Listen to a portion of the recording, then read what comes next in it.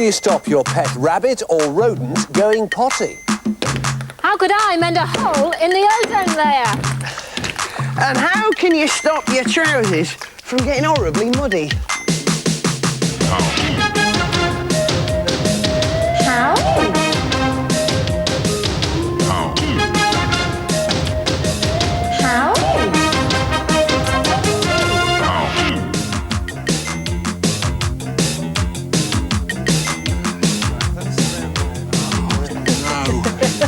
Come on. How? How do you get out of rope handcuffs that Carol Vorderman has put on you? This is a great how, this one. I love it. No, you don't. How are we going to be able to do how, Carol? Tie it together like well, this. I'll pose the problem for you. Now, I've tied Gareth's wrists together with a piece of string, and I've done the same to Fred, and I've interlocked them, and you can't wriggle your wrists out of the string, can you? No, we can't. OK, good how. Try and get out of it. It's got to be a mathematical type. I know. If I put my hand over your head... Yes. Like that. That's slide down. Straight like down. Yeah, straight down. Step out. And... Oh, sorry, Gareth. Yeah, that's right. Yep. Oh, come on, Carol. No, I need to get inside again, I think. No, I can show you a good how. We'll leave them to argue about that just for a while. How can you keep your biscuits fresh? You know the problem, you've had a few biscuits from the packet and you sort of twist the top and then that all undoes and the biscuits at the bottom of the packet go all moist and soggy and not very nice. Well, this is how you can keep your biscuits fresh. Take a fresh packet. The how is you cut the top off with a knife. Empty the biscuits out, offer them round to a few friends. Then all you have to do is plonk the top, which you've cut off, back inside the packet. And that gives a nice seal and keeps your biscuits fresh. Would you like a few? Right, Fred. Oh, this is ridiculous. Right, you need to back up, mate. Would you like a biscuit, Gaz? No, he doesn't want actually, a I'd love biscuit. a No, he biscuit. hasn't got time for a biscuit. Lift your leg, lift your leg, lift your leg. Right. Now, how do we get out of this? OK. Hold your arms like that. I'll take a loop from Gaz's string. Yes. yeah? Give me your wrist. I push that loop through your bit of string over your hand. Never work. Pull it out. OK, now one more how. How do I get out of that? Because I like you today, I'll just cut you out. Thank you very much indeed. Right, may I continue now, if you don't Yes. mind? Lots of more people do that kind Right, of a serious culinary type how now. How do you make popcorn pop? In other words, how do I turn that, which is a kernel of corn, into that, which is a piece of popcorn? Well, believe it or not, the little kernel of corn comes from an ordinary common or garden corn on the cob. How do I turn it into popcorn? I'll show you how. All you need is a dried kernel of corn and just stick it in some hot oil and wait and see what happens. I'll stick 2 or 3 of his brothers and sisters in there as well, just so that we get the idea. Now, within a matter of seconds, in theory, the whole thing should explode and turn into popcorn. How does it happen? Well, I'll tell you how. You see, on the outside, your kernel of corn has got quite a tough skin, but inside it's full of pulp, and there's a lot of moisture in that pulp. And when that moisture gets hot, it gives off steam, the pressure builds up and up and up until suddenly, pop! Amazingly, your sweet little kernel of corn has turned itself completely inside out and become popcorn. And the brown bits you see on the outside of the popcorn are in fact what was previously the skin of the kernel of corn. It's quite an amazing and wondrous thing to happen. Of course, if you actually want to pop your own popcorn, then a good thing to get would be one of these popcorn poppers. But if, like me, you have to do it in a little saucepan, the other thing to remember is please keep the saucepan lid on, otherwise, not only how, but pow! Well, that's how to make popcorn pop. Put it back, Fred, put it back. No, I like it. My kind of how, that. How do you play the hydrodactylo-psychic harmonica? The what? The what? The hydrodactylo-psychic harmonica. Is it some sort of animal that you... No. Let me explain. You'll be needing one of these, Carol. Oh, this Fred? is a hydro mini key. No, it isn't. I'll show you what this is. Lay it out in front of you, Carol. Yeah. Now, open it up. Fred, Yeah. open yours too. Yes. You slide that bit through the handle there, like that. Yes. Something like that. Like so. Pull out the bits at the side like this. Yeah. Yes. Open it up. Oh, Oh, look. that's a hydro mini key thing. No, Carol. No. It's a bow tie. But you'll need it in a moment. Put it on. Put it on. Right. Now, next thing you do is finish opening up your case like this. Yes. Yeah. And then crimp it at the sides like that. Yeah. Done yours? And Oh, and then you've got the catch again. that haven't brace you? together there like that. And once you've done that, It's like a music stand. that's exactly what it is, Fred. This isn't hydrodactylic psychoharmonica at all. It's a music stand and combined case, a new design. You've been needing your music, Carol. Thank you. Fred, place your music in your stand. And that's Very the how. strange. No, that's not the how. Come with me to the how. For over here, I This have is the most many weird-looking wonders. music I've ever seen. Me too. I like the look of it. You'll though. need it, you'll need it. Put your music stands down. And finally, this is the hydrodactylo psychic harmonica. Oh, it's glasses with water in them. Why is it called this? Let me explain. Well, hydro, obviously, because there's water involved. Dactylo, well, that means your little pinky there like that. Psychic, well, you've got to use a bit of mouse to play this thing, a little bit of your brain. And harmonica is not the original word for mouth organ. It actually originally means musical glass. So this is the hydrodactylo psychic harmonica. You just like saying it, I don't do. you? Yeah. And this is how you play it. You wet your Right. finger, and then you run it round the rim. You have a go? And the glass sings. Go on. Oh. That is lovely, I must say. Now then, you guys, with a little bit of concentration and using the provided music, we should be able to play. I should explain the how hydrodactylo psychic harmonica orchestra. I just wanted to say it again. And we should be able to play music from Dvorak's New World Symphony. Now, 1, 2, 4, 7.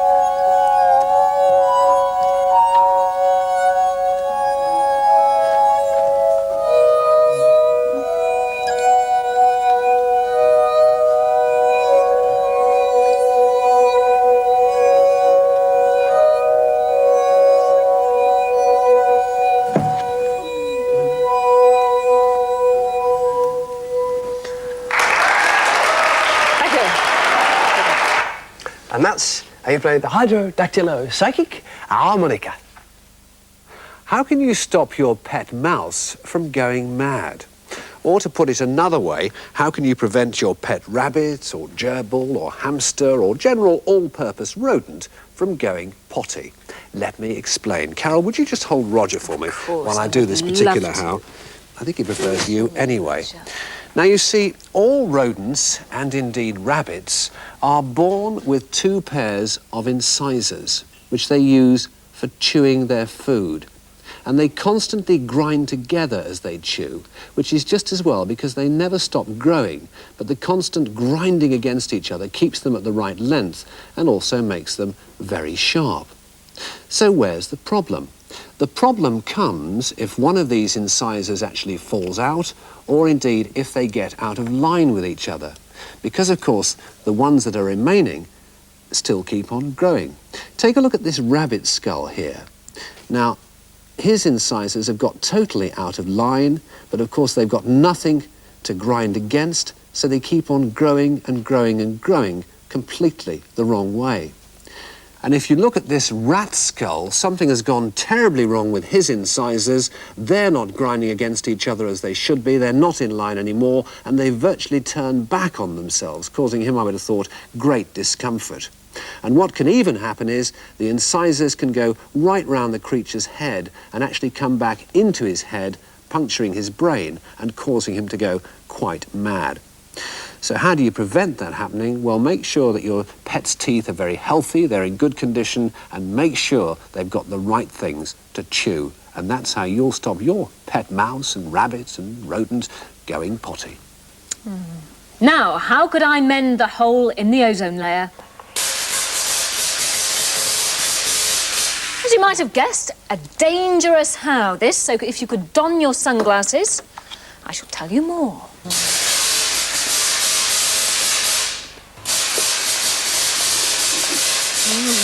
Now, this little beauty is a Tesla coil, and what it does is it produces very, very high voltages, which sends out these lightning sparks. Now, the first one was built over 100 years ago, and it was a bit like the first radio transmitter. Nowadays, they're not used for anything much more than Frankenstein machines, really. However, what's this got to do with ozone? Well, at the same time as sending out the sparks, it also produces ozone. But ozone down here, where we live and breathe, isn't very good. It's very smelly, and it also can be poisonous. But up there, ozone is good. You see, if you can imagine that is the Earth, right? And this is the ozone layer around it. Now, the ozone layer acts a little bit like sunglasses. It stops all the harmful rays going through. OK, what has happened, unfortunately, is that a hole has been made in the ozone layer. Not good, because it allows the rays to go through. Now, we're not exactly sure what has caused the hole, but we do know that CFCs, which are used in some aerosols, are bad for it. They deplete it. Why are they bad? Let me show this little demonstration. These are bits of ozone, and this is a CFC. So we're now floating around in the higher atmosphere. What happens is a CFC goes, oh, there's a bit of ozone. Wallop. Kills it. Wallop. Oh, nasty. Wallop, wallop, wallop, wallop, wallop, wallop. The ozone is depleted, but the CFC stays the same. Now, the Tesla coil, of course, could be sent up there, but it would not produce very much ozone. It would also use most of the electricity produced in the world. So the best thing we can do to cure the hole in the ozone layer is not to use CFCs. How can you stop your trousers from getting muddy? You know the problem. You're going out for a walk, you know it's going to be a wet and muddy day, so you put on your wellies and you set off for a walk. And even though the mud is only just deep enough to go over the top of your wellies, you always seem to end up with mud spattered right the way up the inside of your trousers. Well, obviously, this is a serious problem. I've been giving it some serious thought. But let me explain first why the mud gets carried there. If you come over here, I have a model which can explain what's going on. Now then, assume these are my legs. Here's the mud. In you go to the mud like that. See, the mud only just covering the feet there. And as you walk, just see what happens. The feet pick up the mud and transfer it to the opposite leg. Now, that opposite leg then transfers the mud further away up, and very quickly you realise that the mud has been carried all the way up, if you can just see it on this side here, all the way up the inside of the leg. So obviously the problem is having your legs together. So I've decided to do a little work on the preventative measures necessary to suspend this mud spattering situation. So the first thing you need to do is don the device. This is the Mark I mud management and leg separation device, which you wear quite easy to slip into.